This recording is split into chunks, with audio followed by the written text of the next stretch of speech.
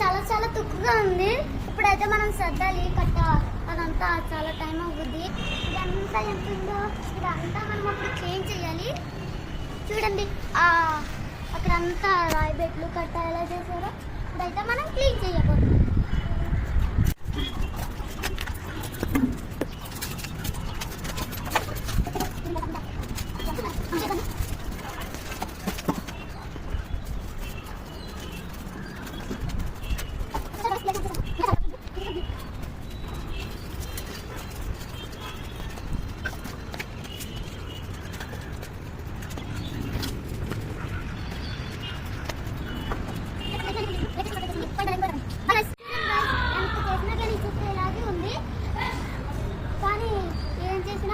ప్రదేశమే లేదు.